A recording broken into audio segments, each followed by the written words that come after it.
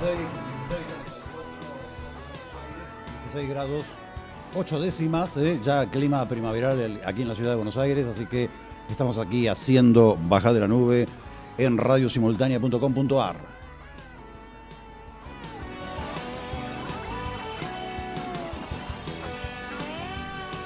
Voy a dar la bienvenida a mi compañera que estuvo ausente el miércoles pasado, ya está recuperada. Ausente con aviso. Ausente con aviso, está recuperada, está... Sí, por suerte sí.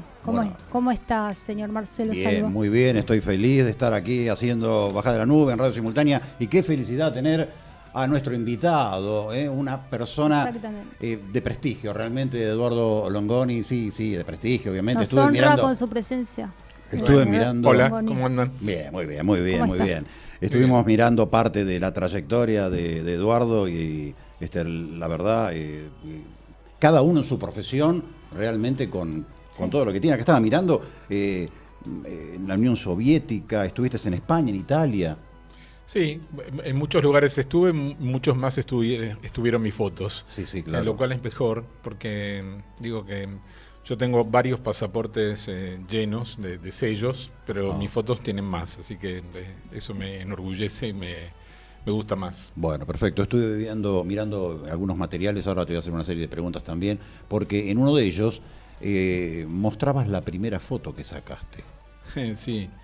Sí, hay una primera foto que recién incluí en el último libro que hice, que está ahora en las librerías, un libro que hizo Planeta que se llama Imágenes Apuntadas, que es la primera foto periodística que yo hice en el año 79, cuando recién ni siquiera empezaba a trabajar en Noticias Argentinas, sino que había pedido trabajo y me habían confiado por todo material un rollito de película rebobinada. En esa época se usaba la película rebobinada porque era más barata y me dijeron, bueno, vení mañana que vas a empezar a salir con los fotógrafos, así vas practicando, y al otro día se fue 1, 2, 3, no quisieron salir conmigo, o mejor dicho, no quisieron que les acompañe porque seguramente sabía el jefe, que era Miguel Ángel Cuarterolo, que fue quien me había dado esa oportunidad, se debe haber olvidado de avisarles, así que estaba ahí solo con mi cámara cuando vino un personaje que siempre me causa gracia recordarlo cómo entró, parecía un dibujito animado, era el subdirector de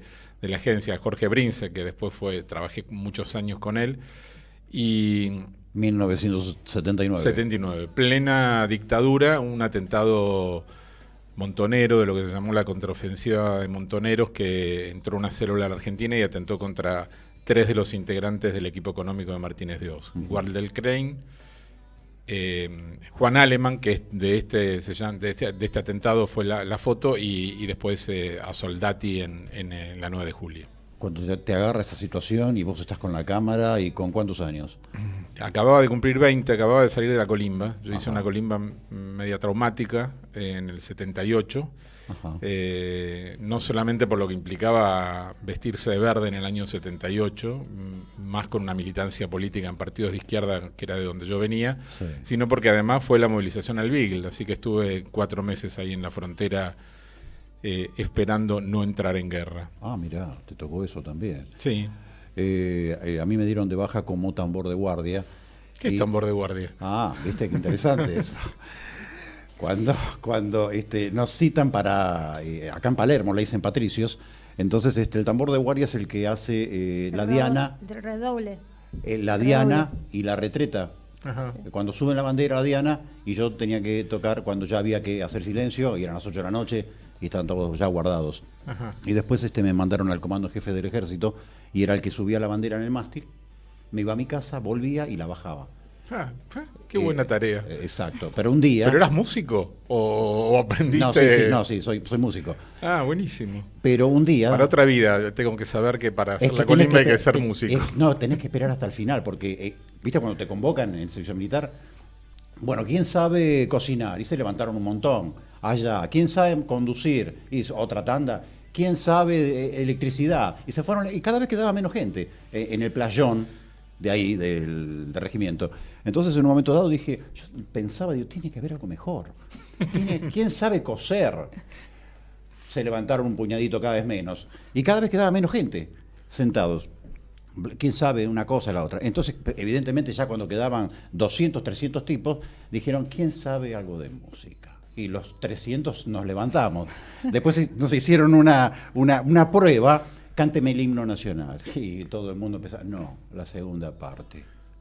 ¿Quién se acuerda de la segunda parte si es así el himno? No sé cómo lo convencí al sargento, que agarró y me dejó, está sonando un celular. Se redobla el celular. Me asusté, me parecía que era la Diana eso. No, vos sabés que Bueno, la típica. y, Es un redoble de los tiempos modernos. Tal cual. muy bueno. Bueno, la cosa que quedé adentro y bueno, en todo rubro y en todo ambiente hay que negociar. Entonces me acuerdo que le dije al sargento, mire, mi padre trabaja en la bodega Peñaflor, que estaba ahí en Juan B. Justo, Claro. y yo quisiera un traslado, y me quiero ir al comando jefe del ejército, porque yo subía y bajaba la bandera y nada más. Y lo negocié y así fue. El sargento se emborrachaba seguido. El tema es cuando fui a mi papá a decirle necesito un barril. Sacó volando. Así que bueno, esa fue la anécdota. Todo sea por la patria. Bueno, mi Sí. papá y mi mamá no me ayudaron, fui a parar a la frontera al lado de Junín de los Andes, abajo de Lanín, y estuve 4 meses, así que... Wow. Pero bueno, siempre se saca algo positivo de algunos lugares. Pero volviste después de los 4 meses, sí. Sí, volví cuando se firmó el Tratado de Montevideo. Ahí lo que ocurrió fue que tanto Videla como Pinochet, dos dictadores que además de los destrozos que habían hecho en las generaciones de argentinos y chilenos, pretendían entrar en guerra. Sí. Finalmente acataron la mediación de Juan Pablo II, que mandó a un cardenal, que acá se hizo muy conocido, el cardenal Zamoré. Tal cual. Sí. De hecho, hay un paso entre Argentina y Chile Tal que se llama cual. Cardenal Sí, sí. Zamoré. Y el 8 de enero del año 79 se firmó el Tratado de Montevideo que distendía la situación y aceptaba la mediación, pero yo estaba en un batallón logístico, así que nos quedamos hasta casi abril, ya sin la tensión de la guerra, pero ahí y en la frontera y en Carpa. Y después volví y al tiempito me dieron la baja. Antes, ni siquiera me dieron la baja, me dieron lo que llamaba licencia hasta la baja, Ajá. que te retenían el documento hasta que le dieran la baja al último soldado de tu clase. Pero vos no podías ejercer ninguna actividad. No solamente no podía ejercer ninguna actividad, sino que no tenía el documento, y así me encontró la mañana del 7 de noviembre del 79 en un atentado montonero, tratando de entrar y de filtrarme por un cordón del ejército. Ese era, supongo yo, el nivel de inconsciencia que también teníamos todos los jóvenes que vivíamos en esa época. Sí, totalmente, sí. Pues, porque además yo me acuerdo que cuando se produce el golpe militar, yo vivía en Flores, y en ese momento la avenida Boyacá era empedrada, y de pronto los tanques de guerra en el empedrado, no sabés lo que era, parece que se venía, Se retumbaba mal. pero era Sí, tremendo. ¿Y qué pasa? Y salimos todos los vecinos, y pasaban, era una escena que no me la puedo olvidar nunca más, era pasar todos los tanques de guerra rumbo para Plaza de Mayo. Ujú. Increíble el estruendo. Bueno, estamos con Eduardo Longoni aquí en Bajá de la Nube, en Radio Simultánea. Tenés unos materiales, aparte de los libros, pero esas fotos tan íconos que van a quedar, van a ser perpetuas. ¿Vos tomaste conciencia de eso? Mira, yo... Más allá de los premios, más allá de Sí, los... sí. Mira, hay una cuestión. En estos días estuvo un fotógrafo español acá dando unas charlas que se llama Alberto García Alix, Ajá. y cuya muestra está todavía en Fola. Y él decía una cosa interesante, que es que cuando empezó a trabajar no tenía conciencia del acto fotográfico. Fotografiaba a sus amigos, él habla de la movida madrileña, de un fenómeno distinto del que yo presencié acá en la Argentina, ¿no? Uh-huh. Y me hizo acordar a lo que me pasaba a mí, más allá de que yo venía de una militancia política, que estudiaba historia, porque apenas salí de la Colimba empecé a estudiar historia, yo estudié 3 años de la carrera. Creo que no tuve conciencia hasta un tiempo después del acto fotográfico, de lo que estaba haciendo, lo que estaba. Por un lado tenía la sensación de la militancia política por otros medios, que era la fotografía, pero por otro lado me parece que había un motor de inconsciencia, porque hoy a veces recorro mis fotos o me acuerdo de eso. Bueno, yo en este libro, Imágenes Apuntadas, escribí sobre las fotos, y a veces me da un poco como de miedo a lo que me exponía. Me parece que tomé conciencia más adelante, tomé conciencia ya en años de la democracia. Hace no muchos años me pidieron 3 o 4 de estas fotos de la época de la dictadura para un manual de estudiantes secundarios en la provincia de Buenos Aires. Dije, bueno, esto que de alguna manera la fotografía, el amor por la fotografía me llevó a tener que dejar la carrera de historia, y a veces pienso, bueno, dejé de estudiar los documentos históricos para intentar producirlos, y de alguna manera alguno de ellos se transformó en un documento. Sí, sí, totalmente. Pero podés retomar historia. Intenté cuando Paloma, mi hija, nació, y me costó. Uno empieza a tener también, yo leo mucho, soy un ávido lector, pero soy muy desordenado, y el hecho de tener que ir ordenadamente leyendo algunos textos, leo mucho, me interesa mucho la historia argentina, leo mucho historia argentina, pero leo absolutamente desordenado. Paso de Rosas a no sé, a la Revolución de Mayo, al peronismo. Claro, no tenés que tener un libro conductor. Aparte, nuestra historia es complicada. Es de entender la secuencia de los hechos. Es complicada, y por otro lado, a mí nunca me gusta decir que la historia es cíclica, porque siempre hay distintos componentes, pero hay algunas cosas tan terribles que se repiten en la historia argentina, ¿no? La AAA es imagen y semejanza de la mazorca de Rosas. Sí. La AAA de López Rega es la mazorca de Rosas en el siglo XIX, y es como muy triste comprobar que esto de que el ser humano es el único que tropieza 2 veces con la misma piedra, ¿no? Tal cual, sí. 2 y 3 y cuántas más. Sí, el ser humano tropieza más, y los argentinos tropezamos muchas veces más. Bueno, particularmente. Había una frase que decía, qué bendito país, qué bello país que tenemos, salvo los 40 millones que lo habitan. Sí, bueno. De algún modo. Hay una imagen que también me impactó, ya la había visto, una toma que haces con militares que están todos mirando para el mismo lugar, están todos con bigotito, obviamente, es el estilo, el look, y están todos mirando. ¿Dónde miraban? Miraban a un general que estaba hablando. Eso es el Día del Ejército, en el año 81, en plena dictadura. Ajá. El 29 de mayo. Hay algunas fechas que tienen que ver con las instituciones militares que lamentablemente me quedaron grabadas en la cabeza. Por ejemplo, el 29 de mayo, el Día del Ejército, porque como yo era el más joven en Noticias Argentinas, me mandaban a cubrir ese tipo de actos militares que eran temprano, entraba temprano, fui millones de veces al edificio del Libertador, a la ESMA. A las 7 de la mañana ahí. Claro. Y entonces el 29 de mayo me quedó como grabado.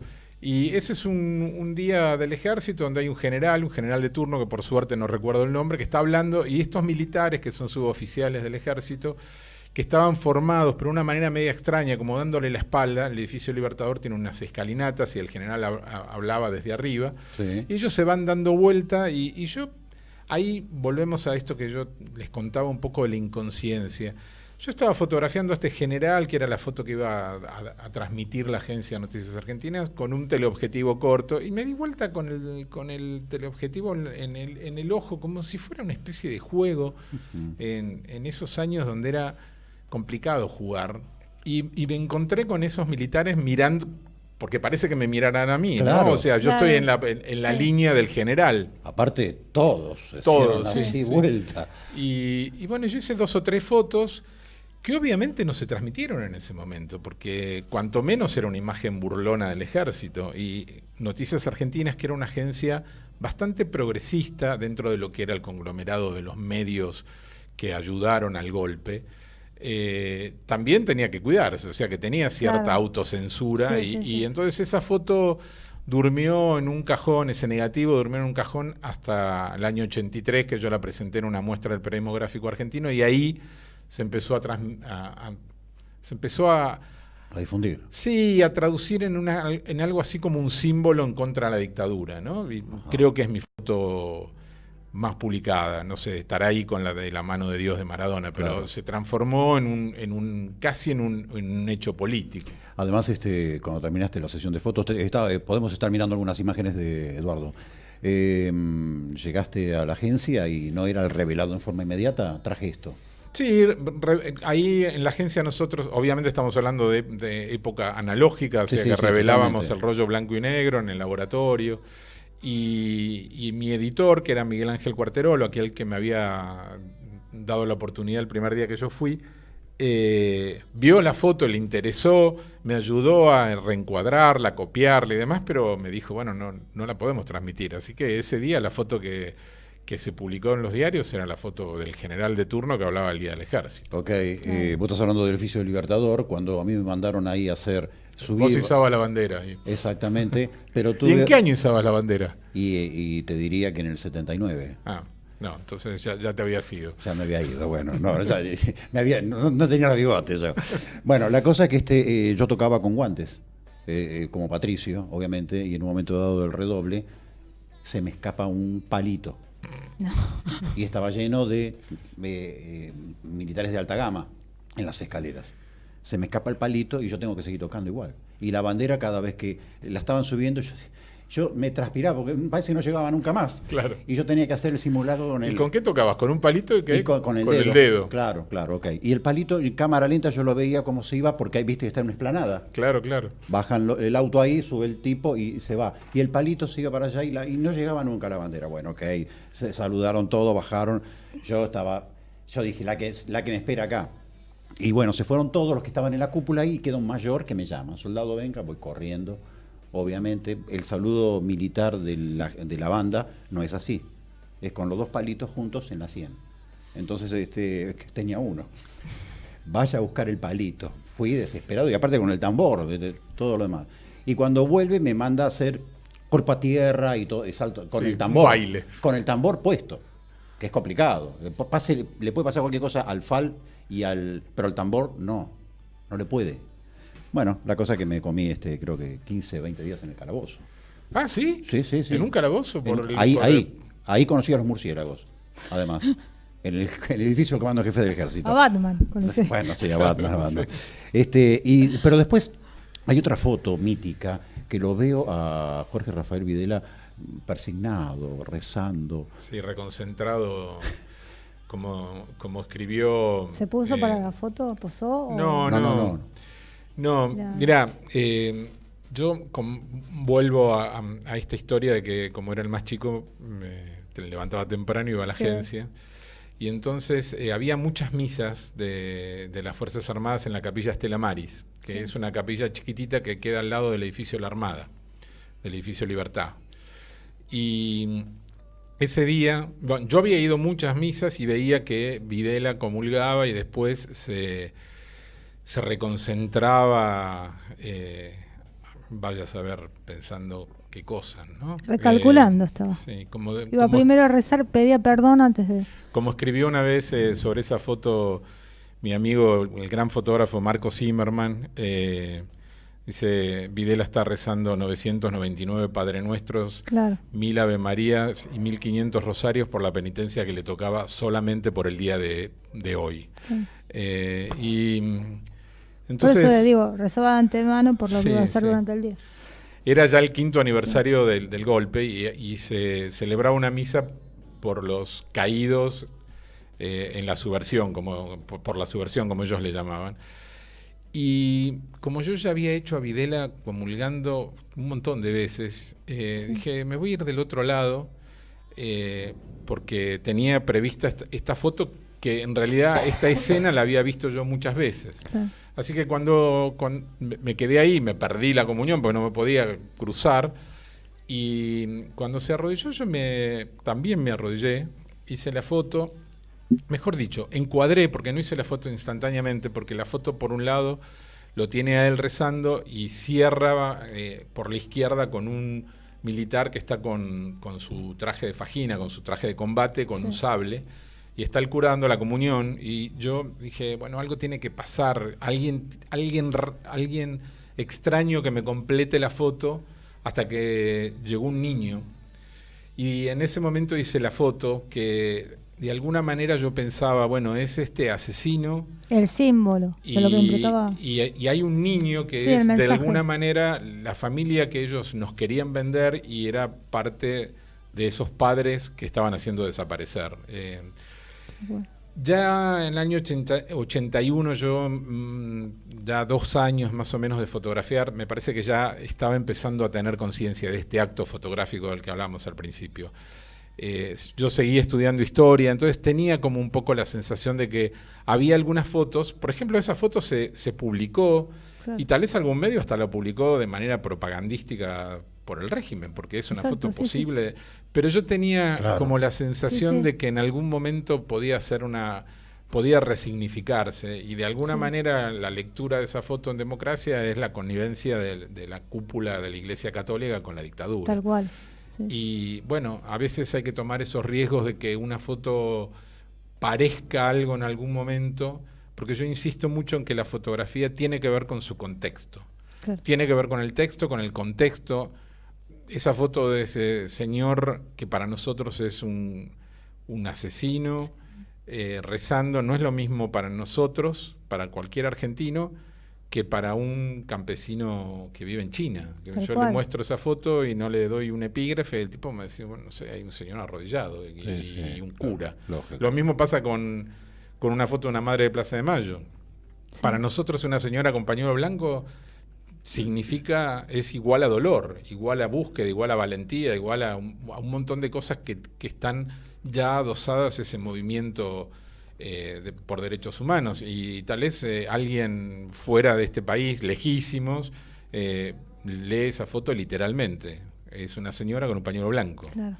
Sí. Por eso la fotografía documental me parece que es importante marcarla en el texto, en el contexto y en un momento político que uno puede vivir. Entonces, y además esa fotografía de alguna manera a veces va cambiando su significado. Claro. Mi foto de la Tablada, donde hay 2 guerrilleros que se rinden, la Tablada, digo, en el asalto al cuartel de la Tablada en el año 89, en ese momento son 2 guerrilleros que se rinden, y de alguna manera esa foto tiene en una misma imagen los 2 bandos en pugna, el ejército que recupera el cuartel. Ahora, esos 2 guerrilleros resultaron ser 2 de los 4 desaparecidos que hay en la Tablada, son José Alejandro Díaz y Iván Ruiz. Pero eso se supo después, y esa foto, que al principio fue una foto solamente periodística, se transformó en una prueba judicial. O sea, la Comisión Interamericana de Derechos Humanos juzgó a la Argentina al Estado argentino por la desaparición de 4 guerrilleros, y la Corte Suprema de Justicia reabrió la causa en el 2014 al general Arrillaga y al mayor Barando, que están detenidos, porque la foto muestra como documento, es una prueba como documento de que hay 2 guerrilleros que se rindieron desarmados y nunca más aparecieron. Entonces, algunas veces las fotografías se resignifican con el tiempo, con el paso del tiempo. Con el paso del tiempo.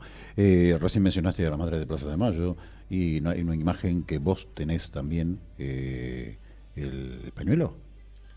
Ah, sí, hay una... Y en colores, además. Sí, hace relativamente poco el suplemento Radar me hizo una nota por el libro, por imágenes apuntadas. Se vino una chica a fotografiar, y yo había sido la marcha del 2x1. Ajá. Yo fui a fotografiar, yo sigo estando mucho en la calle, más allá de que no trabajo ahora en ningún medio, fotografío para mí, para mis proyectos. Y bueno, como todos, cuando entrábamos a la plaza nos daban un pañuelo para en determinado momento poner en alto. Bueno, yo iba a hacer esa foto, pero me llevé el pañuelo, y estaba el pañuelo arriba de mis libros, y una de la fotógrafa me dijo, me gustaría hacerte una foto con el pañuelo. Yo la verdad que dudé, porque me parece que el pañuelo es un símbolo un poco casi sagrado para mí. Creo que incluso para la mayoría de los argentinos.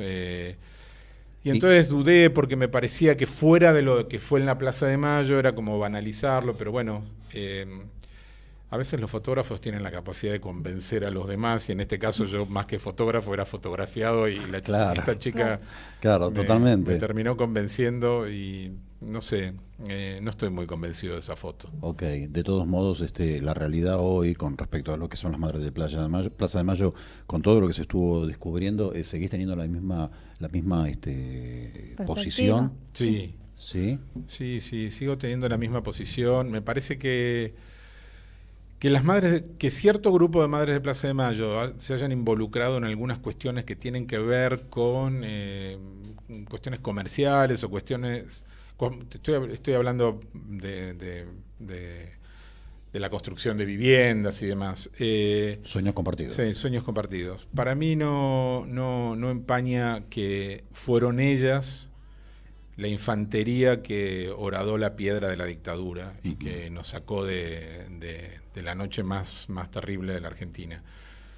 Obviamente no todas las madres de Plaza de Mayo son iguales, como no todos los militantes políticos son iguales y como no todos los gobernantes son iguales. Entonces, pero me parece que el símbolo que ellas encarnan y que tiene que ver con la lucha, o el símbolo que ellas encarnan y, por ejemplo, tiene que ver también con la búsqueda de Santiago Maldonado ahora, me parece que eso es sagrado para mí. Después puedo haber algunas confusiones, algunos desvíos de dinero, no lo sé, porque tampoco ninguna de esas cosas es materia de caso juzgado, ¿no? Es verdad que la justicia en Argentina es tan lenta que en general cuando llega ya no es más justicia, pero... la verdad que para mí el símbolo del pañuelo está más allá de cualquier cuestión que haya después devenido durante los años de la democracia. Bien, muy bien. Me queda una pregunta y enseguida está María Peroni con otro contenido de Eduardo Longoni y vamos a ir a una pausa enseguidita. Pero las veces que tuviste que ir a la capilla y que veía, o que Videla te vio, obviamente, varias veces, ¿en ningún momento dado intercambiaste algún diálogo con él? Nunca. Los militares nunca te hablaban, los jerarcas, ¿no? Nunca te hablaban. ¿Cruzaban miradas en algún momento? Sí, pero no, la verdad que tampoco eras que estabas de manera muy cercana. El más, en todo caso, el más centrador, y quizás uno de los más terribles también era Macera, que a veces intentaba acercarse. También había una cuestión refractaria nuestra, o por lo menos mía, ¿no?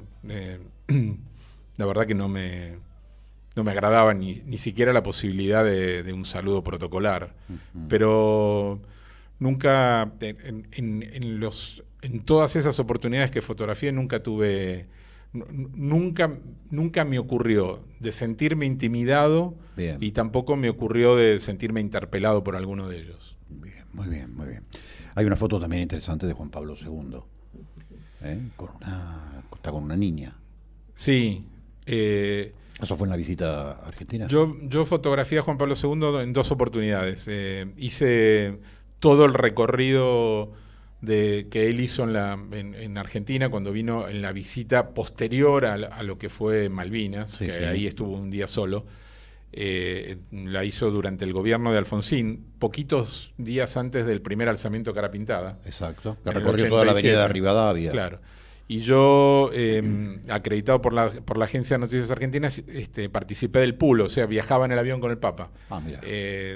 A todas las ciudades que recorrió, que creo que fueron 10 en 4 días, había lugares donde bajaba y no sabía ni dónde estaba. Y después lo fotografié en oportunidad de que Alfonsín fuera al Vaticano. Fui con la comitiva de Alfonsín y lo fotografié también en el Vaticano. Así que fotografié en 2 oportunidades al Papa. Y a Bergoglio no lo fotografié como Papa, pero lo fotografié como Bergoglio. Claro. Así que No, esa foto no es mía, me hubiera encantado. Claro. Lo fotografié en la Curia.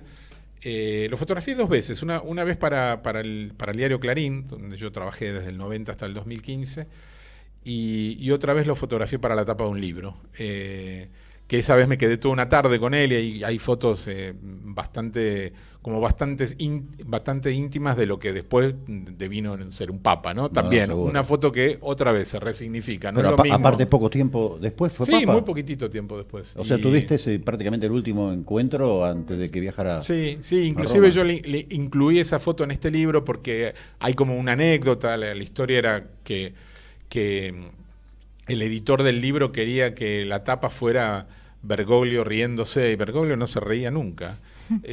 Pero evidentemente algo pasó en Roma, el clima lo mejoró porque ahora se ríe siempre. Sí, y entonces yo tuve que hacer un montón de malabares para sacarle una sonrisa, que en realidad, bueno, para un fotógrafo a veces hay una cuestión de oficio, ¿no? Claro. Lo tenés más o menos encuadrado y decís una pavada, pero así todo tampoco se rió del todo, y yo cuando lo veo ahora que se ríe todo el tiempo, digo, me hubiera dado la oportunidad de una sonrisa. Bueno, ahora si te ve, se van a reír. Ahora está feliz. Ahora está Claro. feliz. Tal vez no le gustaba ser cardenal y quería ser papa. Claro, puede ser. Puede ser. Realmente. Las 17:05, 16 grados 4 décimas la temperatura. Estamos con Eduardo Longoni, un fotógrafo de trayectoria, y aparte trabajando en medios líderes. Y te hago esta pregunta y nos vamos a ir a la pausa. Hasta el 2015, ¿qué pasó? ¿Te fuiste? Digamos que sí. Fue como un acuerdo, me parece que ya no daba para más nuestra relación. La relación, muchas veces las relaciones en un medio, después de haber estado tanto tiempo, 25 años, y haber sido editor durante muchos años, se empiezan a poner ríspidas, y aparte Una camada de gente nueva también. Sí, y aparte, bueno, tampoco estaba de acuerdo ideológicamente. Ok. Bueno, ya está. Ya está la respuesta. Nos vamos a ir a una pausa y enseguida María Peroni tiene también el otro perfil de Eduardo. Y tengo una nota que te hizo la gente de CQC también, muy interesante. Vos sos hincha de River. No. ¿Y qué haces en la cancha de River ahí? Bueno, me llevaron, Okay. no quisieron habilitarla de Boca, no, lo que sufrí en la cancha. Qué fea de actitud. River. Nos vamos a una pausa.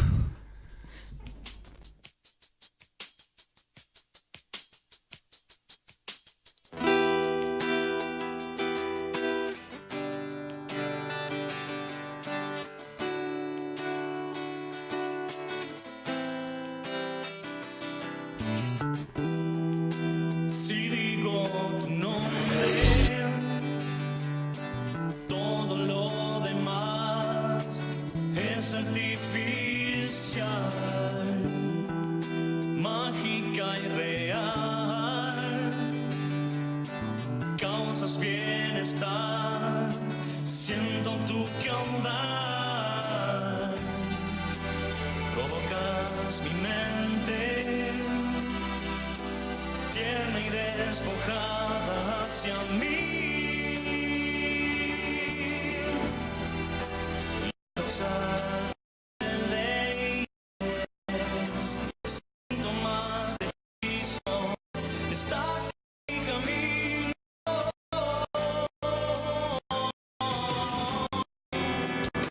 Ves la realidad que anima, desafía. Quieres más y más.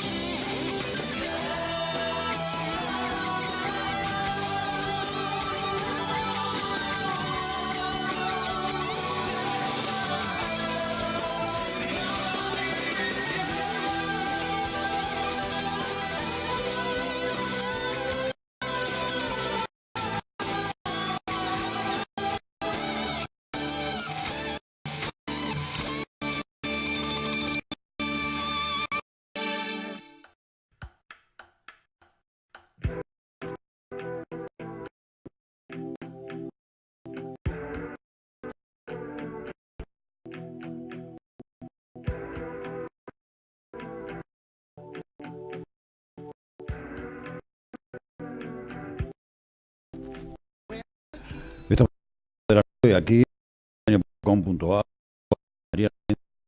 María Peroni y nuestro invitado, Goni. En el 2013, la Legislatura Autónoma de Buenos Aires lo nombró persona destacada de la cultura. Sí. Para mí fue una sorpresa cuando me llamaron. Al principio que me estaban haciendo una broma, pero bueno, por suerte no. Y la verdad que yo tomé esa distinción en nombre de la fotografía documental. Era la primera vez que en distinción de prensa. Estaba como gobierno Mauricio Macri. Estaba como jefe de gobierno, sí, Macri. Sí. De todas maneras, esta es una distinción que da la legislatura, no el Poder Ejecutivo. Ok, la legislatura, claro. Así que, bueno, fue interesante para mí, sobre todo, comprobar que tiene que ver con los lugares en donde estuviste, ¿no? Cuando invité a mis amigos y demás, pero cuando llegué había gente que jugaba al fútbol conmigo, gente de la primaria, de la secundaria, mis amigos reporteros, mis amigos de toda la vida. ¿Tus hijos? Mi hija. Mi hija fue conmigo. Me acuerdo que Paloma, que tiene un humor bastante... Paloma es mi hija, tiene un humor ácido. Me dijo, papá, si hubiéramos vivido en Londres, serías Sir. No te dieron ganas de ir entonces. Tenía razón. Tenía razón, pero bueno, nací acá, así que soy personalidad destacada de la cultura, que es un poco más largo, ¿no? Totalmente. Tenés trabajos que fueron incluidos en los libros. Esto fue en Moscú, en 1985, en Inter-Express Photo, ¿no? Sí, ese concurso que se daba en la Unión Soviética antes de la caída del muro de Berlín, Claro. Era como una especie de competencia con el WordPress, ¿no? Que el WordPress es el premio más importante de fotografía, y entonces había como una competencia entre el mundo, llamémoslo así, occidental y el bloque comunista.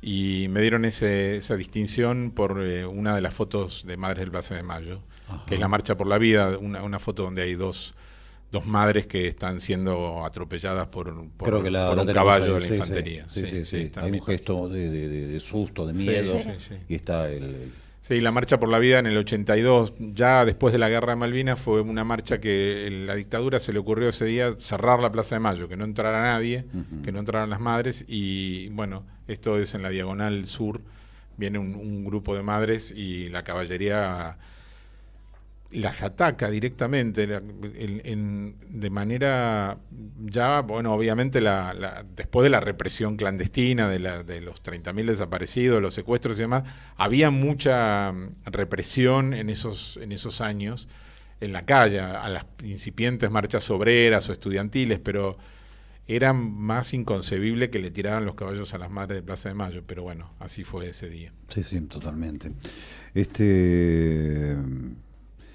Estaba pensando que el ámbito del fotógrafo es un ámbito solitario. ¿El fotógrafo es solitario en sí? Porque los periodistas podemos tener competitividad, competencia, que siempre uno midiendo a ver quién, el rating y esto y lo otro, o medios propios y todo lo demás. Pero en el caso del fotógrafo, ¿cómo lo percibís eso? Bueno, según qué tipo de fotografía uno haga. Si uno hace una fotografía de estudio, seguramente es solitaria. Yo hice toda mi vida fotografía en la calle, fotografía documental.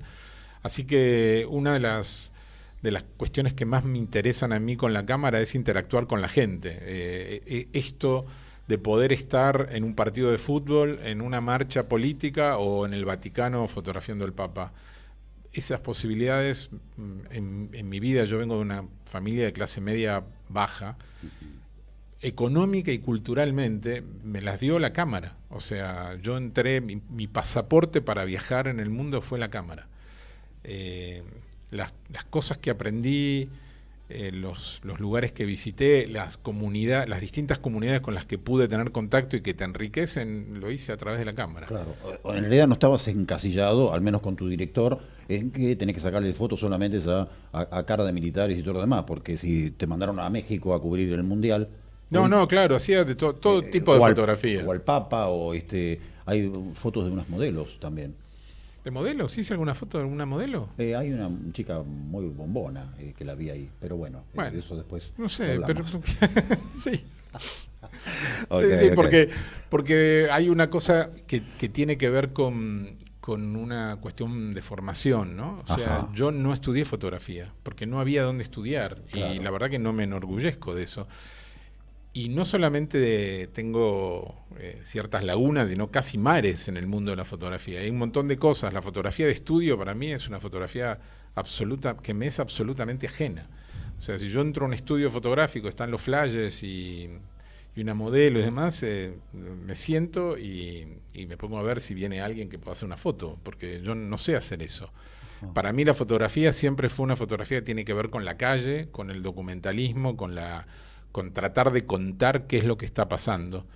Inclusive me ha ocurrido, o esto es más que me ha ocurrido en el momento, es una reflexión posterior. Hay un fotógrafo francés, Robert Doisneau, fotógrafo muy conocido en el mundo de la fotografía y muy conocido para todo el mundo, una foto que es el beso del Hotel de Ville, que es una pareja besándose a mediados del siglo XX, que se han hecho afiches y póster en París, seguramente uno la ve en todas partes.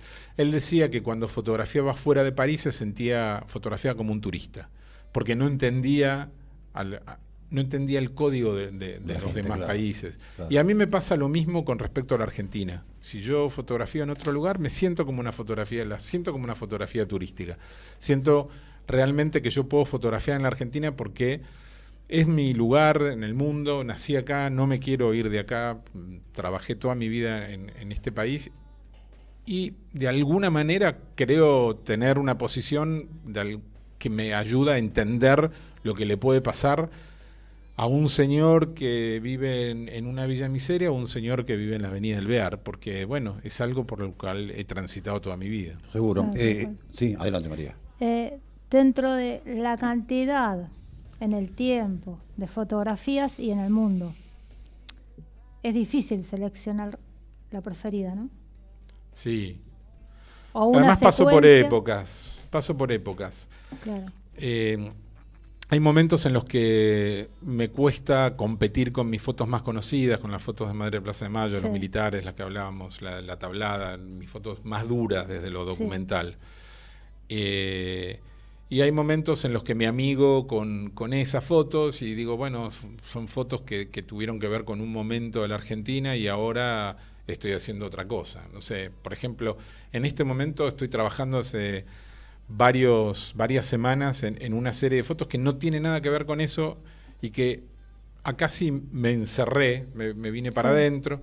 Mi vieja un día descubrió en un placar que tenía una valijita con un montón de diapositivas. Y ahí empezamos a recordar que yo soy hijo único, que ella, vivíamos en Mar del Plata, me fotografiaba muchas veces con una Kodak Fiesta, una camarita de plástico gris que tenía un formato cuadrado y que se hacían diapositivas. Que te digo una cosa, me parece que el logo de Instagram es similar. Sí, debe ser, claro. Sí. Y entonces se habían perdido esas fotos y además en mi casa, yo vivía en una casa con mucha gente, había poco lugar donde dejar los objetos y como mi vieja hacía diapositivas, no había álbum familiar. Yo no tengo fotos de cuando era chiquito, se me habían perdido en la memoria. Y entonces empecé a mirar esas fotos con ella y no teníamos proyector, entonces teníamos como un dispositivo que tiene como vas poniendo de a una y tiene como un plástico que vos lo mirás a la luz. Sí. Y entonces ella me la pasaba, mi vieja tiene 94 años, y está súper lúcida, más lúcida que yo. Y entonces me decía, tal era tal, el Enrique, el amigo de papá, yo qué sé, mi viejo se murió hace muchos años. Bueno, y yo decía, estas fotos, algo quiero hacer con estas fotos, porque haber perdido, entre comillas, durante tantos años esas fotos de la infancia, de tu historia, eso. Y después haberme convertido en fotógrafo desde tan chico, algo tenía que ver con eso, ¿no? Claro. Y entonces pensé durante años qué hacer, y no se me ocurría, Pero me llevé esa valijita a mi casa, mi vieja me la dio en comodato, Claro. y un día, estando en la casa de mi vieja y que había, no sé qué había perdido, y yo estaba buscando por sus muebles, ¿viste? Cómo son los viejos que guardan. Sí. Encontré que había guardado 2 cuadernos de mi escuela primaria. Y tuve como una especie de epifanía. Dije, esto es lo que quiero hacer con las fotos. Quiero proyectarlas sobre los el cuadernos. cuaderno. Y entonces empecé a hacer una elección de las fotos, de las páginas de los cuadernos. Me encerré en mi casa, mi hija me dice, estás viejo, papá. Mirá lo que estás haciendo. Creo que es Claro. un poco de seriedad. Pero Y bueno. sí, miraba los cuadernos, acá la cuenta esta, no te salió. No, bien. O sea, no, las y- fotos las ponía sobre las notas buenas. Sí, no, porque no tenía muchas notas buenas. Mi ¿No? mamá dice que Bueno. era el mejor alumno, pero no, me parece que de chico la engañaba, porque encontré con que había un montón de sumas, acentos, no tenía, o sea, no sé, había perdido los acentos en algún lugar. Bueno, arriba poner la foto. Sí, sí, Después- así que bueno, estoy trabajando en eso y bueno, ¿Y cuántas diapositivas, por ejemplo? ¿Cuántas no, son? había bueno, un montón, digo, 100. unas 150, yo qué sé, pero bueno, muchas de esas hay muchos grupos, después por una cuestión de transparencias y demás solo me sirven las que tienen las que no tienen mucha gente. Claro. Bueno, hubo una selección, estoy Ok. trabajando en muy poquititas fotos de eso, en una quincena, una cosa así. Pero bueno, es un trabajo que no tiene nada que ver con mi fotografía de los años de Claro, plomo, digamos. tal cual. Lógico. Y entonces cuando estoy trabajando en ese tipo de proyecto, me amigo con aquellas fotos. Cuando tengo algún vacío creativo, me enojo porque tengo la sensación de que me hacen sombra. Claro. Como en mi foto de Maradona haciendo el gol con la mano, que es una foto que me costó aceptarla como propia. Es raro eso, ¿no? Porque es No, una de mis claro. fotos más conocidas. Sí, seguro. Pero como yo no soy un fotógrafo deportivo, iba a hacer deporte porque me gustaba el deporte, me encanta, sigo jugando al fútbol. Bueno, es un decir que juego al fútbol. Voy y me paro en el área a ver si me dan una pelota. Pero siempre iba a la cancha porque me daba mucha agilidad para mi fotografía callejera. Entonces, y además porque me daba la posibilidad de viajar. O sea, yo fui al Mundial de España en el año 82 teniendo 22 años y era la primera vez que me subía a un avión. Y yo no podía creer, me habían dado $, para ir a España al Mundial, viajé con Maradona, jugamos al truco con Maradona en el avión. Estaba Menotti. Estaba Menotti, claro. Yo decía que algo está pasando raro en la vida. Y de alguna manera me costó después hacerme de esa foto porque, claro, en el medio de las fotos más duras, mi foto Maradona, decía, ¿y esta de dónde salió? Pero bueno, ahora me amigué también con ella. Hay una Foto imagen. icónica es esa. Claro, lógico, sí, más bien. Hay una imagen que vi de Plaza de Mayo que está. Hay un montón de gente, pero hay un río. ¿Qué pasó ahí? Está todo inundado. Pero pará, a ver, esa foto que es una foto de las madres de Plaza de Mayo. Exactamente, Pero esa con foto mucho- no es mía, esa foto es de Ah. Daniel García. Ajá. Lo que pasa es que Llamativo, porque sí, la verdad. fue un día de muchísima lluvia. Lo que pasa es que esa foto está emparentada con un proyecto que yo hice el año pasado. El año pasado se cumplieron 40 años del golpe militar. Y yo venía pensando desde antes, desde el año anterior, desde el 2015, qué hacer con todas estas fotos que yo tenía que tienen que ver con la dictadura. Ujú. Y había empezado a permear una idea que era hacer una gigantesca pegatina callejera con Sí. fotos con mi foto de los militares cursada con una leyenda que dijera nunca más. Y entonces empecé a averiguar y los recorridos de la gente que pega, los que son legales, los que son ilegales, y era una fortuna. Y un día, bajando la escalera de mi casa, dije, ¿por qué si yo hice tantas cosas con la Asociación de Reporteros Gráficos, que es la asociación que me nuclea, Lógico. que soy uno de los fundadores de la primera muestra del periodismo gráfico en el 81, en plena dictadura, ¿por qué no hacer algo con ellos? Entonces, claro, gente mucho más joven, de otra generación, entonces me entrevisté con ellos, le conté la idea y les dije, igual me gustaría abrir la idea.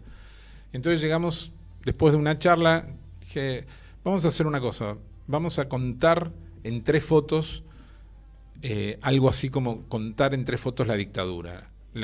Mi foto de los militares sería la dictadura. La foto de la que vos hablás, que es de Daniel García, que es un grupo de madres de Plaza de Mayo frente a la Casa Rosada con un río. Tremendo. Sí, parece Venecia. Sí, sí, increíble. Es la resistencia. Y una foto de Pablo Lasansky, un gran amigo mío que trabajó conmigo en Noticias Argentinas, que es un guardia de infantería apuntando a un manifestante el 30 de marzo del 82, una foto que tiene una sombra atrás, el manifestante está arrodillado, una foto muy espeluznante, sería la represión. Entonces, con esas fotos teníamos la dictadura, la represión y la resistencia. Sí. Y lo que hicimos con la Asociación de Reporteros Gráficos fue armar esa pegatina, pero aparte a uno de los chicos se le ocurrió una cosa maravillosa, que hay un programita que se llama Rasterboer o Rasterbaiter, mucho de computación, no sé, que te permite, si vos subís esa foto, armarte esa foto en un rompecabezas con papel de Un impresión. collage, como una especie Sí, de... entonces vos podés con estos papeles decirle, bueno, yo quiero que la foto tenga 3 metros por 2. Y entonces te vas a sacar, no sé, 100 papeles y vos lo vas a poder pegar. Entonces empezamos a hacer esa movida y la gente y le pedíamos a la gente que donde pegara la foto nos mandara esa foto a la página de Facebook de la asociación. Y tuvimos fue una cosa súper emocionante, porque mi foto de los militares, por ejemplo, apareció pegada en el muro de Berlín, en lo que queda del muro de Berlín. Se pegó en París, en Madrid, bueno, acá, en todos los centros clandestinos de detención, en la ESMA todavía están pegadas, pero había gente que las pegaba en las paradas de colectivo, o que las pegaba en los colegios. Bueno, son ese tipo de cosas que a veces tenés una idea media desvelada, y entonces, de alguna manera, por eso esa foto de Daniel García está emparentada con un proyecto, mío. Claro, seguro. ¿Y qué te sucedió? ¿Qué te pasó por la cabeza cuando muere Videla? En la situación en la que muere, además. ¿Que te vi nada? ¿Recordaste, te pasó una película? ¿Lo viste en la cúspide del poder? Mira, tenemos una cultura donde la muerte no está aceptada por nosotros como parte de la vida, ¿no? De alguna manera... Me lo decía, discúlpame, la astróloga cuando estaba hablando de que en Oriente la muerte es algo que convive todo plenamente. El tiempo. Bueno, yo estoy planificando ahora un viaje a la India, porque de alguna manera de haber vivido un lugar de tanta muerte como fue la dictadura, quiero ir a ver eso de cerca, esta historia de que la muerte forma parte de la vida. Entonces, como para nosotros no es así, la muerte, yo le tengo como cierto respeto a la muerte. Tengo muchos amigos que han muerto por distintas razones, pero tengo compañeros desaparecidos. Y entonces yo no le deseo la muerte a nadie, ni festejo la muerte de nadie. Ni siquiera de mi peor enemigo, ni siquiera de un asesino como Videla. Por lo cual tomé la muerte de Videla, como la muerte de Macera, como la naturalidad biológica de alguien que tenía cierta edad y que ciertos problemas de salud y murió. Ok, está bien. Dicen que todo poema está incompleto hasta que no encuentra un lector. Está bueno esto. Sí. ¿Ok? Y es posible que una foto recién se complete cuando una mirada se posa sobre ella. Sí, estoy totalmente de acuerdo. Porque no solamente se completa, sino que se interpreta de distintas maneras. No es lo mismo la lectura de una foto tomando una posición política, teniendo otra posición política, desde lejos, desde cerca, desde alguien que no conoce el tema. O sea, la foto termina de cerrar el circuito por cada espectador que la mira. Está bien. Un día soleado de domingo, por ejemplo, ¿tenés el ritual de agarrar la cámara y salir a sacar fotos, por ejemplo? No, yo no salgo a sacar fotos. Yo voy a sacar fotos cuando tengo un proyecto. Sí llevo la cámara encima todo el tiempo, porque me cruzo con algunas imágenes, con algunas luces que me interesan, pero no es que yo salgo a sacar fotos. Okay. Bueno, pero aquí cuando llegaste a Simultánea tengo la cámara encima. Sí, por eso. Bien. La cámara la tengo siempre, pero me puedo pasar un mes sin hacer una foto o en un día puedo hacer 5.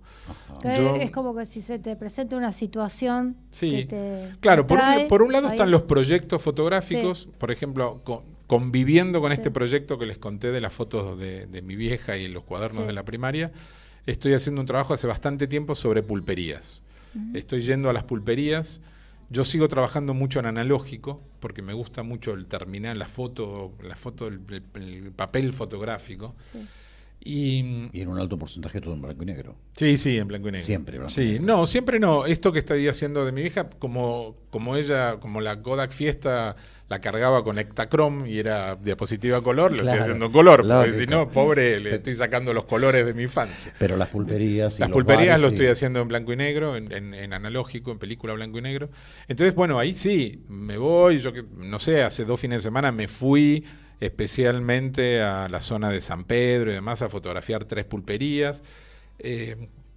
Ahí sí voy con la intencionalidad, pero si no, estoy con la cámara y bueno, y tal vez salgo de acá y veo una luz, Claro, algo Claro. determinado. y saco que la te- cámara y sí, la sí, sí. fotografío, sí. Me Sí, siento, si salgo sin la cámara me siento como Como que un te poco falta algo. desnudo. Sí, mi abuela, que fue la que me crió, siempre era una andaluza de Jaén, muy divertida, mi abuela Manuela, me decía, hijo mío, llevas llaves, plata, documentos, y yo le agregaría ahora, llevas llave, La plata, cámara. documento y cámara. De cámara, sí, totalmente. Que no es lo mismo la cámara del celular. Yo también ando con una cámara. No, además yo tengo un celular antiguo que no, creo que, no sé ni cómo, de dónde apretar para sacar una foto. Hay que discar en mi Hay que celular. decir, mira vos. En 2 o 3 ocasiones mencionaste que en tu casa había mucha gente. Sí. O sea, mucha gente. Más Sí. allá de la tía con la aspiradora. Sí, mi tía Clara que pasaba la aspiradora, que pobre, mi tía murió hace un tiempo, Ajá. pero fue casi la inspiradora de mis años, de mi carrera fotográfica, porque yo me quería ir yo vivía en Tucumán y 25 de Mayo, que hoy es una zona de la City, que está un poco más paqueta, puesta y Claro. demás, pero cuando yo nací, 25 de Mayo era el lugar donde estaban lo que se llamaban los piringundines del Bajo, porque los más jóvenes dicen, ¿qué es un piringundín? Un piringundín era un cabaret, Claro, un cabaret. que eran los cabarets de la zona portuaria. Entonces yo cuando iba a jugar al fútbol en la calle, ahí en lo que hoy es Puerto Madero, no había nada. Entonces jugábamos, Exacto. rompíamos el alambrado de madero, o de huergo, no me acuerdo cómo se llamaba ahí, y íbamos a jugar al fútbol. Y cuando nos faltaba un arquero, había un par de lincheras que atajaban por nosotros.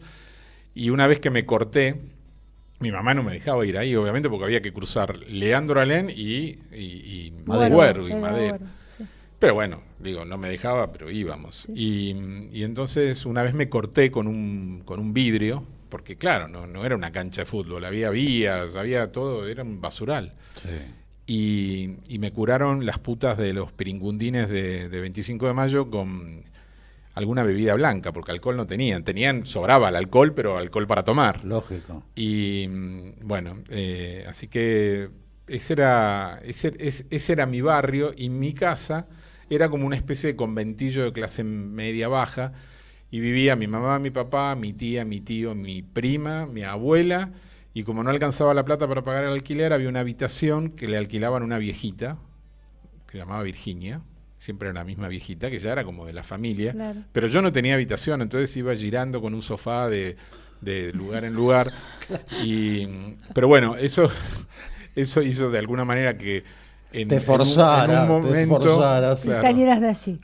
Claro, en un momento el sofá fue a parar tenían divididos los ambientes a quién le pertenecía, porque Claro. lo alquilaban entre mi papá y mi tía, que eran hermanos. Ajá.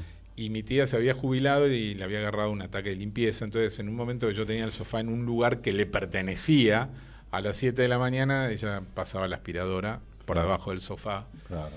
Y bueno. Bueno, te hacía un favor, te iba ayornando con el horario Que iba a tener después- en la agencia. Exacto. Sí, Menos sí. mal que, o no, pero era su único hijo. Era único Porque hijo. si hubieran tenido 3 o 4 hermanos. No sé. Hubiéramos dormido uno En arriba la del vereda. otro. Claro, sí.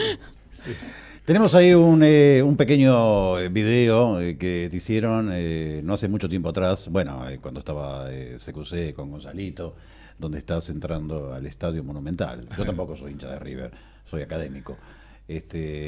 Vos sos de Boca. Yo soy de Boca, Claro, sí, claro. fuimos al Estadio Monumental a hacer un símil del Monumental. Tendrían que haber pagado, la producción se quedó corta y en vez de ir al Monumental deberíamos haber ido al Estadio Azteca, que es donde fue el gol de Maradona, porque eso era lo que ellos querían recrear, digamos. Ok. Está bien, está bien. Bueno, vamos a escucharlo, vamos a verlo. A verlo y escucharlo.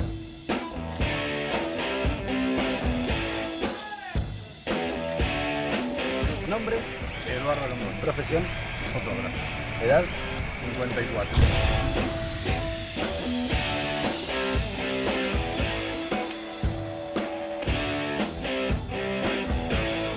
momento más importante que has fotografiado. Y me parece que la foto de la tablada, de lo que fue finalmente un guerrillero que se rinde y que nunca aparece y que está seguramente fusilado.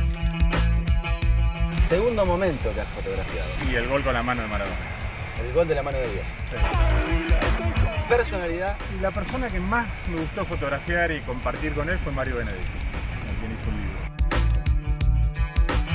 Mira, yo empecé a trabajar en el 79, en plena dictadura, por lo cual para mí fotografiar era algo así como protestar. Como militar políticamente, pero en vez de ir a militar en un partido político, yo protestaba con mi cámara. Ahí empecé a entender que la fotografía es un lenguaje muy potente. ¿cómo hacías para ubicarte en lugares donde sabías que a muchos les molestaba que estuvieras ahí? Mira, yo creo que una de las cuestiones ideal del fotógrafo es ser invisible, tratar de pasar desapercibido. Está bien, pero en el momento no sé si podía estar muy desapercibido. Sí, yo creo una cosa con esta foto. Viste que hay imágenes que se resignifican después. En ese momento, a Videla no le molestaba pasar por un señor que rezaba. De por hecho, lo lo cual, hacía a propósito, ¿no? o sea, de alguna manera lo hacía a propósito. En ese momento, yo estaba ahí a 3 metros de él. No sé si me vio, pero tal vez sus guardaespaldas me vieron. Pero esa imagen hoy significa un montón de cosas. Esta foto sí tiene un significado importante para nuestra historia, ¿no? Sí, bueno, es el juicio de la Junta, sí, es la primera vez que los comandantes entran a la sala de audiencia. En este caso, la mirada trasera es una cuota de suerte. Además, Yo el tema de... Me cuento había que esta olvidado es el una tema de del las... juicio de la no, Junta. es la única foto en mi vida. Por favor, ese momento en el cual se abre la puerta y vienen ingresando, estaba Galtieri, estaba... Todos. sí, Macera, Videla. y este hombre mayor también, que estuvo como presidente un breve tiempo. Bueno, estaban las 3 primeras juntas. Bueno, Ese tenían perdón, bigote. fue el primer día que entraban, ¿no? Ese fue el primer día que entraron los militares, Sí. que no es el primer día del juicio. Exacto, Porque el juicio empieza con la declaración de Luder. Sí. Como Luder fue el que firmó el controvertido decreto de la aniquilación Sí, de la guerrilla, él fue el primero que declaró. Y los militares declararon recién bastante entrado. Ni siquiera declararon, tuvieron que ir bastante entrado al como juicio, que un fue en acto septiembre. Sí. De presencia fue, Exacto, más que nada. sí. Sí. ¿Y cómo lo viviste eso? Bueno, el juicio fue... Yo lo empecé a vivir ya de antemano porque yo ya era editor de fotografía de Noticias Argentinas. Yo había pasado de pagar el derecho de piso, de levantarme temprano para ser editor. Sí. Y el juicio no se iba a permitir fotos. Arlañán, que era el presidente de la Cámara Federal, había decidido que la cámara de ATC, que era el canal oficial, iba a transmitir 1 minuto por día en los noticieros, pero sin sonido, lo cual Sí. parecía como un contrasentido. Yo entendí, tuve varias charlas con Arlañán, porque nos reunimos con algunos jefes de fotografía de distintos medios de Buenos Aires y pedimos una audiencia con Arlañán. Estamos hablando del año 85. Principios del 85, no habían pasado ni 2 años de democracia y Argentina decidió juzgar a un gobierno dictatorial, a los militares que tenían mucho poder en ese momento aún. Sí. Por lo cual yo creo que Arlañán estaba abrumado con lo que le había tocado en su arte, porque básicamente Alfonsín, que fue el que decidió eso, le pidió a los mismos militares que se juzgaran. Todavía existía la justicia militar, o sea, giró Claro. esas actuaciones al Consejo Supremo de las Fuerzas Armadas, el Consejo Supremo de las Fuerzas Armadas dilató eso porque no pensaban juzgar a sus pares y entonces cayó en la Cámara Federal. Así que lo convencimos a Arlañán de la necesidad de que hubiese por lo menos un fotógrafo. Sí. Y entonces lo que hicimos fue armar lo que en periodismo se llama un pool. O sea, iba a entrar un fotógrafo, que los que estaban acostumbrados a hacer eso eran las agencias, ya existía DIN, entonces estaba NA, DIN y TELAM. Entonces iba a entrar un solo fotógrafo, iba a fotografiar y esa foto se iba a distribuir por todas las agencias, a los diarios de Capital y del interior, y además se le iba a dar de manera libre y gratuita a las agencias internacionales para que los distribuyeran en todo el mundo. Calcula que la foto de los militares entrando a la Cámara Federal debe haber sido la tapa del 50% de los diarios del mundo. Era un hecho, o sea, es Nuremberg al fin y esto. Y yo creo que además, de alguna manera, Nuremberg es un juicio de las tropas victoriosas. Exacto. Que los alemanes no tenían ninguna posibilidad de represalia. En cambio, los militares argentinos sí la tenían. De hecho, la tuvieron, porque los alzamientos cara pintada son consecuencias. Y aparte con un periodo muy precoz de democracia. Sí, muy débil, una democracia débil. Lógico. Así que, bueno, como yo había un poco fogoneado esa reunión y había sido un poco el factotum de eso, me reservé ir al juicio los días que yo quería. Es una prerrogativa, digamos. Así que fui ese día. ¿Cuánto duró? El juicio duró desde marzo hasta octubre, más o menos. Duró bastante tiempo. Y te aseguro que los días que declaraban los sobrevivientes de algún centro clandestino de detención, entrabas de una manera y salías siendo otra persona, porque era como entrar al infierno, ¿no? A un mundo y los rostros de ellos inmutables, ¿no? Sí, inmutables. Videla en general leía la Biblia. Así que bueno, esa fue la única foto, la de la entrada de los militares, la única foto que yo hice en mi vida llorando, porque no podía creer casi el privilegio de ver eso, claro, de ver que esos militares que habían asolado el país, que habían matado a una generación y aparte de mis amigos, se iban a sentar en el banquillo de los acusados. ¿Cuándo termina el juicio y se dicta la sentencia? O sea, ese día no fui. No, ese día no fui. Venía rumbo al juicio, me había ido un fin de semana a Mar del Plata y se me rompió el auto en la mitad de la ruta. Yo tengo un espíritu bastante tranquilo, pero nunca puteé tanto como ese día.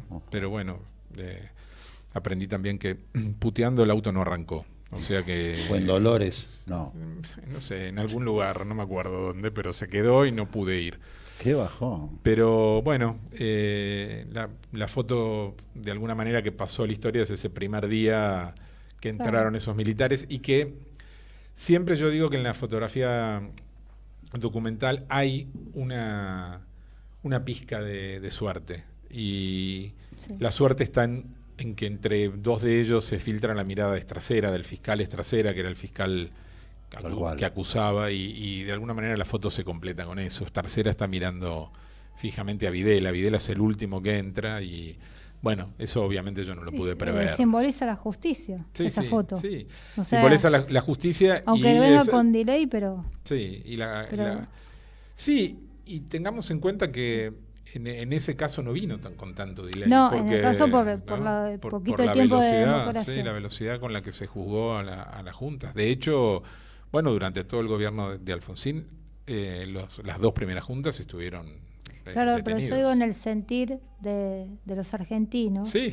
¿Viste? El llegar a ese momento, esto es emblemática. Sí, o sea, es que lograr que entren y les hagan juicio. Que comience un juicio. Sí. Un juicio esperado desde el minuto cero. Sí. La verdad que fue muy emocionante, muy emocionante. A veces cuando lo recuerdo tengo así como la sensación todavía de la tensión que había, eso que a veces como dicho que que era el aire se podía cortar con un cuchillo. Exacto. Yo creo que ahí se podía realmente cortar con un cuchillo. Ahí vos ves la diferencia entre la gente normal, porque la gente asesina no es normal, en lo que vos decís que no se inmutaban, no nada. El asesino no se inmuta de nada. O sí. sea, viste, tiene cara de póker, como se dice comúnmente, cara de nada. Sí. Les pueden estar diciendo lo que fuera en el jurado y se mantienen en esa postura porque realmente no les importa nada. Sí, sí, no. En su psiquis... sí, no les entra una bala. Yo creo que ellos eran cursados, ¿no? Videla, sí, sobre todo, aparte, era como una especie de cursado. El tema de leer la Biblia, es como, no importa, estoy acá, me estás jugando, pero yo te doy, o sea, como contrapartida te demuestro esto, como que no me importa nada y te leo la Biblia. Es muy típico de esas mentes oscuras y que no se inmutan de nada y no les importa nada. Acá tengo un párrafo que dice: fue muy emocionante ir con Longoni a los lugares que en estas últimas décadas de mi vida no me animé a recorrer. Ya sabe de quién se trata. Sí. Tanta era la nostalgia de aquel tiempo que ahora en mis últimos años pertenecen a algo perdido para siempre en esta vertiginosa y trágica marcha hacia el fin. Lugares en que caminaron, discutieron, sintieron momentos de exaltación y de abatimiento, de sospechas y de ternuras. Dos de los personajes que más quiero en mis novelas, personajes ficticios que jamás existieron en la realidad, pero que existieron en el fondo de esos oscuros rincones del alma. Sábato. El prólogo que escribió Sábato para mi primer libro. El primer libro que yo hice, lo hice con Sábato. La idea fue ir retratando... Para mí, yo no soy un especialista en retratos, pero había dos escritores en la adolescencia que me fascinaban. Uno era la nostalgia de Sábato y sobre todo sobre Héroes y Tumbas, con ese amor torturado de Martín y Alejandra, que es un amor torturado de la adolescencia, que yo pensé que era de la adolescencia, después comprobé que era a lo largo de toda la vida, iba a ser así. Hay gente que es adolescente toda su vida. Sí, debe ser. Y el otro era Benedetti, que bueno, que de alguna manera era la poesía militante de los 70 y la poesía de amor. Así que le propuse a Sábato, lo conocí a partir de una nota que yo hice cuando cumplió 80 años, para el suplemento de Cultura de Clarín, y nos quedamos muy como enganchados en diálogos. Yo le contaba un poco de mi secundario, él me contaba de la CONADEP, yo le contaba de mi colimba, y ahí estuvimos casi 2 años, donde yo iba a su casa. En santos lugares. En santos lugares. Sí. Aparte le sacaste una foto afeitándose, había ya un... Sí, la cámara había desaparecido, era como una excusa. Y bueno, y una de las cosas que más me costó con Sábato fue convencerlo de ir a los lugares de donde había transcurrido sus novelas, ¿no? Que es Parque Lezama, Barracas, La Boca, porque él... Le costaba salir de allá. Sí, pero era más que eso, porque a él le gustaba pasear por santos lugares. No quería volver a pisar eso. Yo tengo la sensación, el día que lo llevé a Parque Lezama, que cuando estábamos en el parque me preguntaba, ¿habré hecho bien? Porque a veces, en pos de hacer una foto, a veces uno fuerza alguna situación, ¿no? ¿Habré hecho bien en traerlo? Porque yo tenía la sensación de que Sábato estaba esperando que de atrás de lo que quedaba la estatua de Ceres aparecieran Alejandra y Martín, que no existieron, pero que estaban dentro de su cabeza, que eran parte de sus fantasmas. Pero bueno, finalmente en el prólogo él tiene como un agradecimiento a eso y me parece que le gustó, que se animó a ir acompañado y la verdad que fue una relación entrañable, tanto con él como años después cuando hice el libro con Benedetti. Claro, Benedetti hay una foto tradicional típica también que fue masiva en verla, que él está sentado en un colectivo en Montevideo. Sí.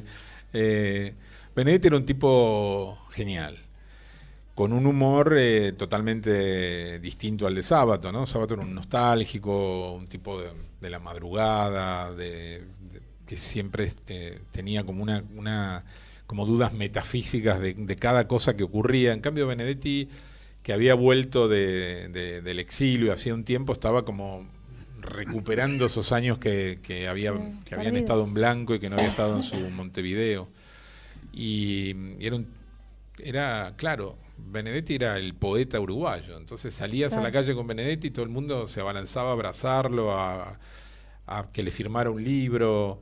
Como además era una máquina de escribir, Benedetti escribió 80 libros en su vida, entre poesía, novelas, cuentos. Todo el mundo tenía un libro de Benedetti. Yo a veces le decía, pero Mario, son extras estos tipos que tienen, todos tienen un libro tuyo, ¿cómo puede ser? Claro. Y entonces íbamos a los distintos lugares y él no se tomaba taxi, tomaba el colectivo. El colectivo, claro. Así que bueno, hay una de las fotos que está en el colectivo y que hace unos años me dio mucho gusto porque me llamaron en Montevideo. Había una empresa que tenía como un bus turístico, como el que hay acá en Buenos Aires, que recorre distintos lugares, y entonces me querían proponer plotear esos buses con la foto de Mario en el colectivo. Claro, era un símbolo. Claro, bueno. Y finalmente el símbolo de Uruguay era Benedetti, Claro, y era esa foto, así que obviamente accedí, un gusto. Claro, además tenés todos los derechos, obviamente. Sí. Tienen que consultar. Y lo que viene de Eduardo Longoni, ¿qué es ahora? Más allá de las diapositivas, más allá de las pulperías y todo lo demás. Mira, me gustó mucho escribir, como te decía, en este libro Imágenes Apuntadas, yo escribí sobre mis fotos. Ahora estoy haciendo unos primeros garabatos con un intento parecido, con historias, con anécdotas de Sábato y Benedetti, justamente, uniéndolos en un mismo libro, del que a veces es difícil conseguir el título. Yo ya lo tengo, ese, que es Dos escritores, dos orillas, porque tienen esa cosa de los rioplatense. Tal cual. Y estoy escribiendo un poco eso. Estoy con este proyecto de las pulperías. ¿Nunca hubo una convocatoria de cine? No, a mí me encanta el cine y la literatura. Yo creo que la mirada de un fotógrafo se va haciendo no solamente con la fotografía y con ver fotografía de autores importantes, sino con la literatura y con el cine. Yo insisto, muchas veces doy clases en talleres en mi casa, que yo creo que uno de los tipos que más imágenes ha creado en Latinoamérica ha sido García Márquez. Uno abre 100 años de soledad, que yo tengo la costumbre de leerlo cada 2 o 3 años, voy por la 8ª lectura más o menos, y es un álbum de fotos, es un álbum de imágenes, y para mí el cine y la literatura son muy importantes. Estoy leyendo mucho, ahora estoy leyendo muchos cuentos, Abelardo Castillo, Saer, voy mucho al cine. ¿Y en música? ¿Qué te atrae en música? ¿Qué género En música me gusta el rock, no soy un tipo, o sea, la verdad que en mi casa, en esta casa de tanta gente, no había ningún aparato para escuchar música y mi viejo era muy sordo, a pesar de que cantaba el tango muy bien y bailaba mejor. ¿Tu mamá bailaba tango también? Sí, pero mi viejo no quería bailar con ella porque decía que bailaba mal, así que bailaba con otras. Mira vos. Pero bueno, ante la atenta mirada de mi mamá. Claro, lógico. Pero la música no es mi fuerte. Me gusta el rock, paso por etapas, me enamora, ¿Qué tipo de rock? No sé, por ejemplo, ahora me encanta el grupo uruguayo, No Te Va a Gustar. Mira. Sí. Y entonces la convenzo a mi hija que me acompañe, mi hija me dice, bueno, dale, vamos.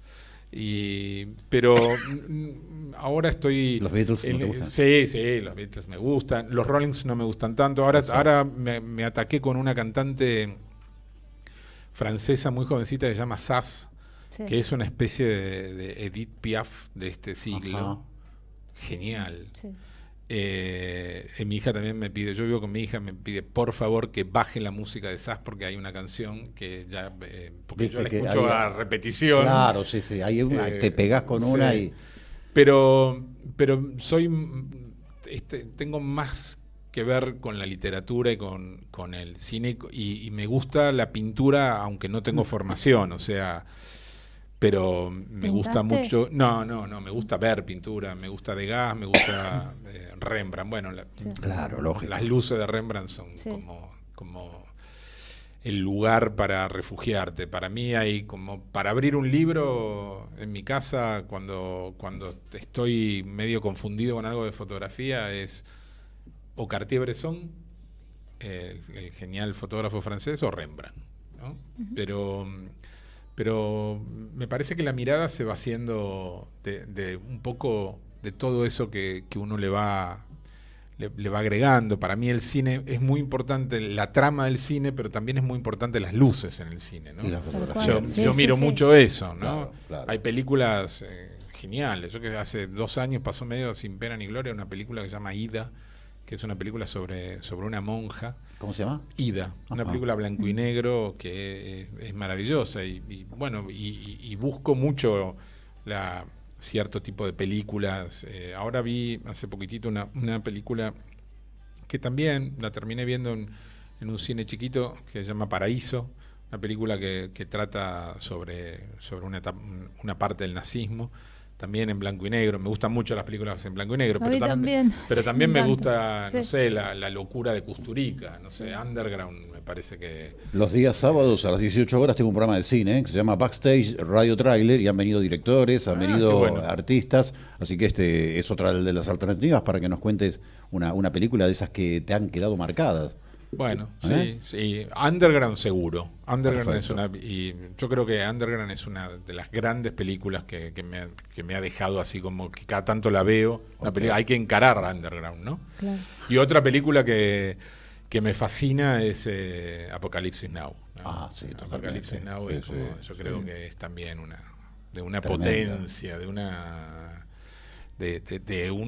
unas, no sé, de unas imágenes. La imagen de Marlon Brando en el final de la película, esa imagen que se superpone con cuando matan a ese toro o vaca, no me acuerdo qué. Y cuando sale del pantano Chin, Sí. que tiene los ojos ahí. Sí, que es como el afiche de la película. Claro, totalmente. Te iba a preguntar, ¿a qué se dedica Paloma?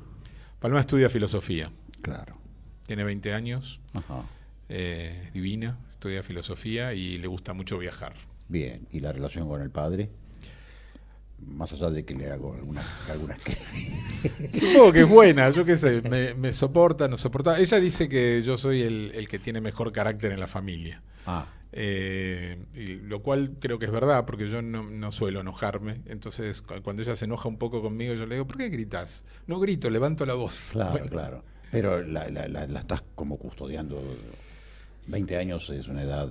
Y no la puedo custodiar mucho. Sale, así que la custodio cuando está en casa. Igual, como todo papá, salga a la hora que salga, vaya a las 3 de la tarde a la facultad o salga a la noche, vivo Está con miedo, ¿no? pendiente, Yo qué sí, sé, me claro. parece que también siempre vivimos tiempos difíciles con Sí. distintas cosas, ¿no? A mis viejos les debe haber tocado los 70 y deben haber preocupado por lo que pasaba y ahora... también hay un montón de cosas de las cuales preocuparse, pero me parece que más allá del juego de palabras hay que dejar volar a los chicos. ¿Fotografiaste mucho a tu hijo?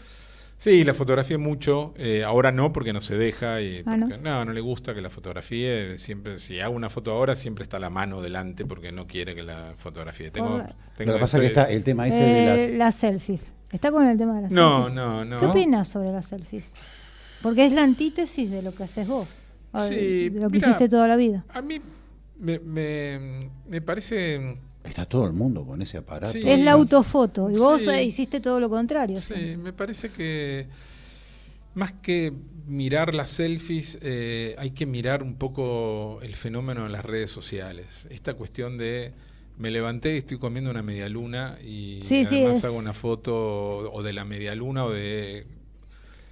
El minuto a minuto. Tengo la sensación de que hay como mucha soledad o hay una cuestión donde la gente se siente como muy metida en el torbellino de esta sociedad tan que te centrifuga y entonces es una manera de decir acá estoy.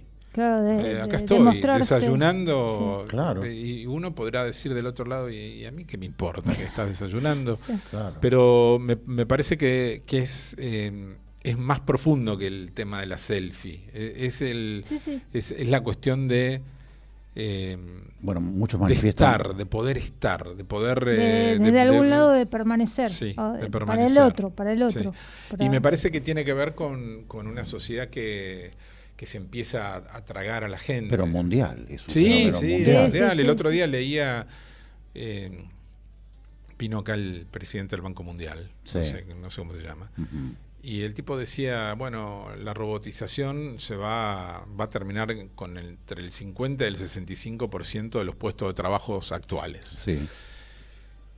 Y yo lo escucho, yo tengo 58 años, mi sensación es que yo ya estoy llegando a la otra orilla del río. Ya la mayoría de los cocodrilos que están en el medio es difícil que me agarren. Pero mi hija se está por tirar al río para navegarlo. Y escuchar una cosa así debe ser muy desalentador. De hecho, a ella le interesa una carrera que no tiene mayor salida laboral y le interesa viajar, decir, bueno, me voy, y le interesa un poco el aquí y el ahora. Hay mucha dificultad en la planificación. Cuando yo entré a Noticias Argentinas y tenía estos 20 años recién cumplidos,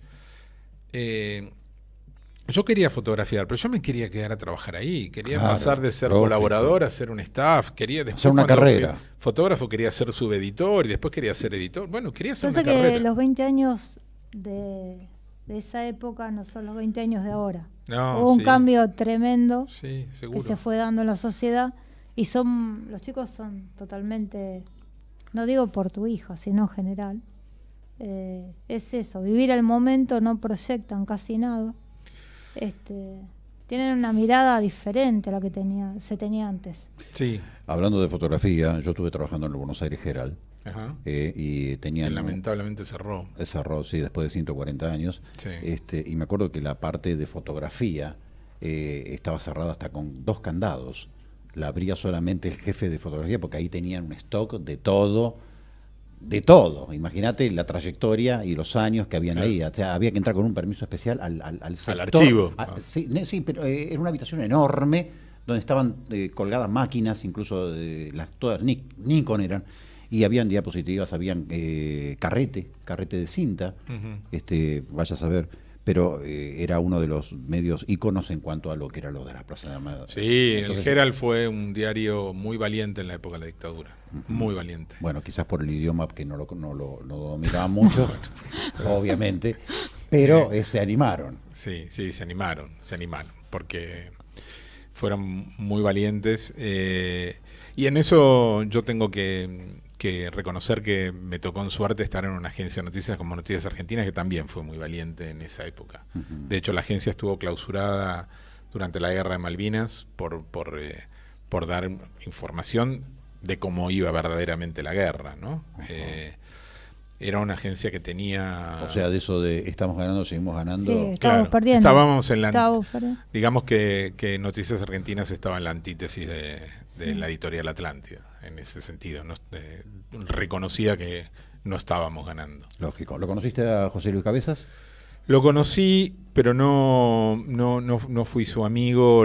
Yo también rápidamente fui editor, así que iba a muchas notas, pero no estaba todo el día en la calle. Okay. Así que, claro, también tenía mucho trabajo dentro de la agencia, dentro del diario, así que lo conocí como tangencialmente. No tuve una relación de amistad con él, más allá de lo doloroso y terrible que resultó su muerte y lo que significó por lo cual murió, ¿no? O sea, porque no es un fotógrafo que muere en guerra, claro. Sí, o yendo a cubrir una nota y tiene un problema con el auto y hay un accidente. Hay un desencadenante que es una foto de Yabrán. O sea, a veces cuando uno se pone a pensar qué es lo que pasó, parece una locura, ¿no? Sí, totalmente. Es una locura, ¿no? Que un tipo que quiere vivir en las sombras es fotografiado y se le ocurre que el mejor recurso que tiene para tomar represalia es matar a quien lo fotografió. No sé, parece como de la Edad Media. Totalmente. Las 18:03, estamos viendo una noticia política en este preciso instante. Y con 15 grados 6 décimas, bajó un poquito la temperatura, así que hemos pasado un momento para quedarse, la horas verdad que y horas. es un caudal que uno aprende, ¿no? Porque eso es lo importante de determinadas personas con distintos rubros, ¿no? Que uno se capitaliza y hay una historia enorme, con 56 años, 58. 58. O sea, un camino recorrido. Y me parece que si tenés que volver a cruzar el río, harías lo mismo. Sí. Sí. Y sí. Tengo una fantasía siempre, en otra vida quiero ser el 9 de Boca. Ah, mira. Pero voy a tener que aprender a jugar al fútbol para eso, así que me parece que sí, volvería a cruzar el río de la misma manera, con la cámara. Sí. Parece perfecto. Bueno, María, ¿la pasaste bien? Genial. Bien.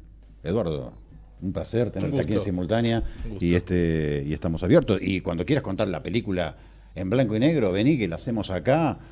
Buenísimo. Ningún tipo de problema. Gracias, María Belén, la pasamos genial también, así que nos vamos a reencontrar el próximo miércoles, claro, obviamente. Ya miércoles de septiembre. Ya miércoles de septiembre, exactamente. 6 de septiembre. A partir de las 16:30 aquí en simultánea, en Bajada de la Nube, junto a María Peroni. Gracias, Eduardo. Gracias La a ustedes pasamos por la genial. invitación. Por Gracias favor. por venir. Abrazo.